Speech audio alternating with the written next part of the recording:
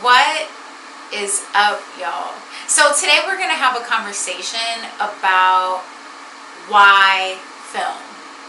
Now, we're going to have that conversation probably lots of times, but today we're going to have it from a scientific-ish standpoint and talk about the logistical reasons why film still today in our world of digital everything, why film still deserves to be ranked amongst the best of the best in terms of logistical possibilities, in terms of just being an amazingly powerful system to work with.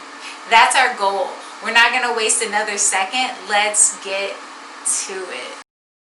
So this is the image we're going to be talking about. It's going to be the subject of our conversation as we work our way through why film is a powerhouse and how film is a powerhouse. This is one of my favorite images that I've taken recently. It was taken in Vallejo, California on Mare Island. And one of the reasons, or a couple of the reasons rather, that I love this image. One, I love the visual texture that all the broken windows bring to the scene, as well as the areas of chipped away paint on the building's facade. The contrast between the building, the foreground, and the sky creates a really lovely division of space. And I really like the way that things end up compartmentalized, so to speak. And the subtle colors between the yellow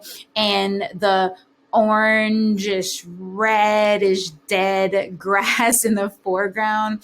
All of these things really speak to me in this image. And lastly, one of my favorite things, the more time you spend with the image, the more details come to light. So if we look at the image closely, we can notice that the graffiti on the building, what would be love, but the rest of the letter is on this broken away panel that is no longer visible. And the F it that's visible here along with this graffiti element as well. The more time you spend with the image, the more details become clear to you. And I really love that about the image. Now let's get into it. One of the first things that we're going to have to look for, we have to find the image size. Now the image size is down here inside of information. And this particular image is about 13,000 pixels by 16,000 pixels. That's the dimensions of it. Now, when it comes down to working with film, of course, there are logistical parts of this process that may not be everyone's cup of tea. For instance, editing this image, these are all of the specks of dust and scratches and everything else I had to work to remove from this image in order to get it to this point. If we look at the before, you can see all of the little specks all around the image surface. As well, if you pay attention to the image tilt, or the building tilt. I also changed the orientation of the building a tad bit to really get it into, to really just hone the composition into something that was stronger in my opinion, as well as all the color correcting that had to be done to this image as well. So there is no denying that there is a very tedious logistical side to working with film that you may not have to deal with when you're dealing with a digital image. It's true. But there are other things that are strong, wonderful characteristics that come out of the film outside of just the nostalgia or the tactility of working with this very physical medium. There are things that could potentially outweigh what for some folks could be a logistical beast or burden trying to work their way through working with film. So let's get into looking at what those things are. So again, we're going to come down here to information where we can get our image size, and we're going to go over to this website megapixel calculator, and we're going to plug this information in. So our image is 13262 by 16558 and calculate. Whoa. So this image comes out to a whopping 219.59 megapixels. 219 megapixels. Mind blown. That is huge. 219 megapixels. So right out the gate, this film, which was shot on my Mamiya RB67, we're looking at 120 film. Out the gate, just whoa. I can't even put my words together to express how insane this is. 219.59 megapixels, right? So this website offers a wealth of other information. Let's scroll and take a look. It talks about what the sensor would have to be in order to create an image of this megapixel density, this megapixel information. So you can look through that if you like, give the video a pause and pay attention to this. We're not going to talk about that too in depth because we're going to come down here to this section. Calculating file size. So this guy will let you calculate what your file size would be if it was uncompressed, a TIFF, JPEG, RAW, so on and so forth. We're going to focus on print sizes right now, and I've already gone through and changed it over to square feet. Let's look at what our print size capability would be on that image.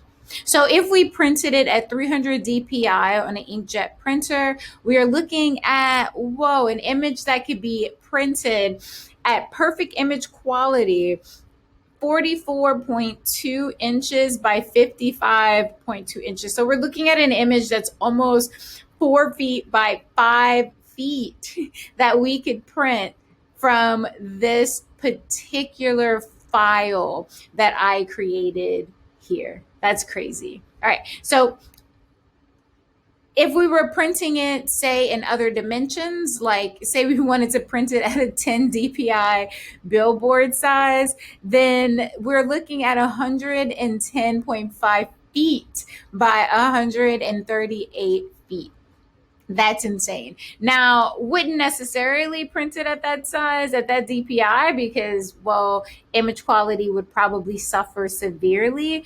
But this 300 DPI, 44 inches by 55 inches is insane. That's still a really great size image. That's amazing. All right, let's keep it going. So this is where we're really going to dig in deep.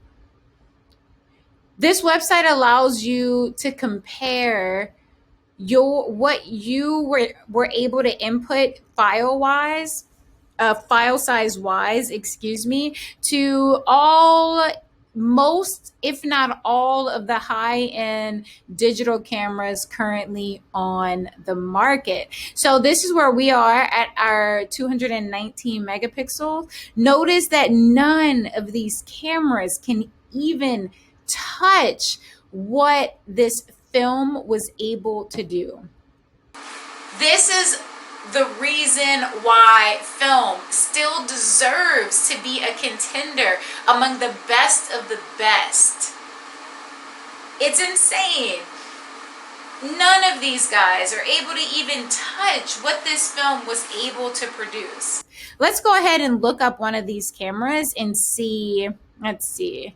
Let's open a new browser, and we're going to check out the Phase 1 IQ4. So let's go ahead and check out the Phase 1. Phase 1. It's already coming up. IQ4. Let's see what we're working with here. Phase 1 IQ4. Oh, that's a beautiful camera. It's really lovely. We're looking for pricing though. Let's see what we can find. IQ4. Let's put in this 150 mega. Oh, y'all, look at this. That is insanity. $51,000.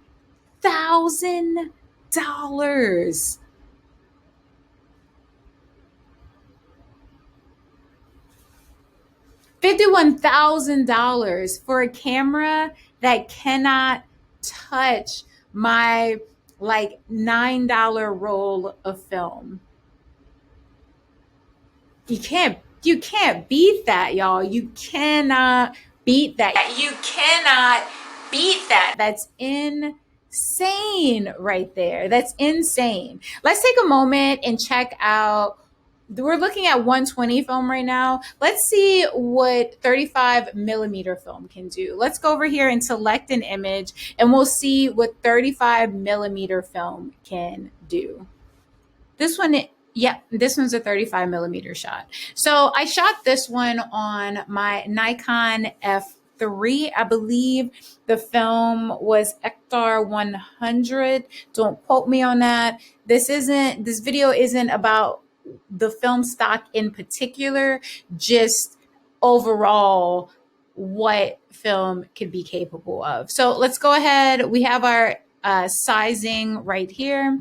Let's go back to our page and enter those numbers and see what we're working with. So we have 8,912 by, oops, that's the image size, by 5,859. All right, and whew, that's still really nice. So our megapixel size that we are working with from 35 millimeter film, or from this particular shot from 35 millimeter film, is 52.22 megapixels. I think it's important to note that, of course, if I crop this image down, then this information is going to change. Or if this image, let's see, nope, it hasn't been cropped yet. So if this image had been cropped down, then we're working with looking at less information. So our megapixel information, output information here would be different. If we went back to this image and look at our crop, we're definitely working with a bit less image information than was fully available to us in the first place, right? All right, let's get back to it. So this is the image that we are looking at, and our megapixel for this bad boy is 52.22. Like with our last image, we have the sensor information that would create this particular image. We want to scroll down to which cameras could produce an image of this size quality. And right off the bat, all of these are out of the running. My digital camera is a Sony A7R, and it's still nowhere near. It's not even touching this particular shot on 35 millimeter film. Scroll down a bit more. We're even outperforming our medium format possibilities, our Hasselblad. We're outperforming this guy. This one, it falls at 51.29 megapixels. We're slightly outside of that with our 52 megapixels. And coming down a bit further, we are outperforming we're outperforming all of these folks. We don't get to a point where the cameras are performing better than 35 millimeter film until we start getting into the phase 1 cameras, and then the Fuji and the camera we looked at a second ago. Let's see what the phase 1 IQ 22 or 280. Let's see what this guy's working with. So we'll come back here. Phase 1 IQ 280. Is that, we do that right? Did we do that right? No, almost did it right. All right, so let's get rid of the 4. IQ 280.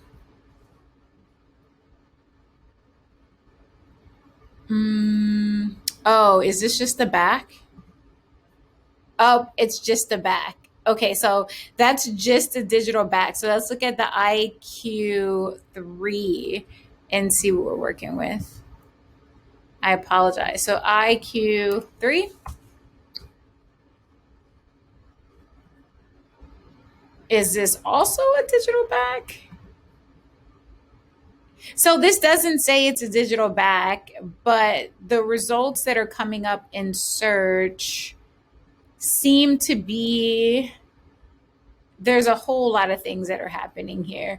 Overall, though, even if we're looking at the prices, the digital backs alone are killing it with this 66,689. This is only a 50 megapixel back, mind you. So this is less megapixels than what the 35 millimeter film produced. This guy is 100 megapixels, and we're looking at 14,000 for this particular digital back. And then this camera body by itself is $6,490. So as we can see from examining our 120 film as well as our 35 millimeter film, logistically, scientifically ish, both of those formats are well, like heads and shoulders above almost all, if not all, of their digital competition that's out on the market. And sure, as I already mentioned, film comes with its own logistical struggles that you have to deal with. You have to deal with dust removal, scratch removal. You have to deal with making sure that you have a quality scan so that you can have a quality image. There are lots of bits and pieces that make film harder to work with. You have to up your skills in so many different ways, hone your eye to be able to see the subtleties and color differences so that you can edit to the best of your possible capability. There are definitely some logistical difficulties that come along with working with film, but those challenges are a part of what makes working with film great. Honing your skills, growing your skills. Each and every one of us film photographers, and I also work with digital. I don't want to give the impression that I'm like semi hate digital. I don't. I don't have like this extreme film only viewpoint. I think digital has its place as well as film. But what I am saying is that film is a really lovely media to work with on so many different levels. It's tactile. You have to wait. Working with film requires you to have a totally different mindset. With digital, I could go out and shoot as much as I want, and I don't have to think as hard about composition. Is my composition great?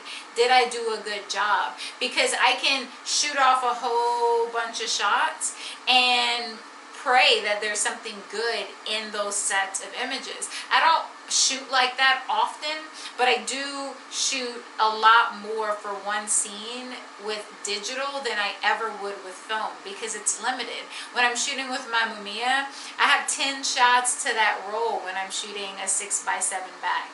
10 shots, which means that I need to try a lot harder to make sure that my composition is good. So film definitely comes with its logistical issues. Let's change this language. With its logistical challenges for you to rise to, for any film photographer to rise to. But if you decide to take that plunge, accept that challenge, what you can get out of film is so much more powerful than what any digital camera can give you when you're shooting medium format, and it's more powerful than what almost any digital camera can give you when you're shooting 35 millimeter. All right, light chasers, that's all I have for today. Thank you for watching. If you like this video, give it a thumbs up. Follow me on Instagram. Summer Seeking is the name. Check out my other YouTube channel. Summer Winston, or Summer Seeking is the name over there as well. Share this video, tell a friend, all of that good stuff. Until next time, peace.